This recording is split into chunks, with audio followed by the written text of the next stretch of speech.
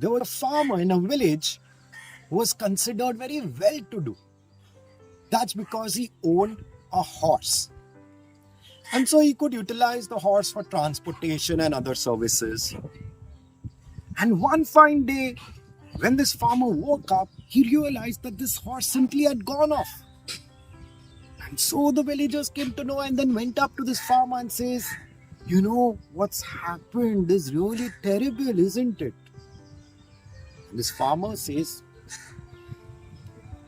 "Maybe."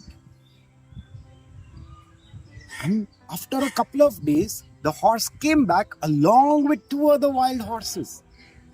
And the villagers came to know about it and went up to this farmer and says, "You know what? In fact, what's happened is amazing, isn't it? You are lucky, isn't it?"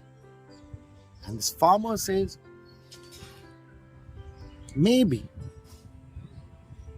And the next day, when this farmer's son goes on to ride on one of the wild horse, this wild horse throws this young man off, and this young man gets injured. So the villager comes up to this particular farmer and says, "What's happened? It's terrible, isn't it?" This farmer says, "Maybe."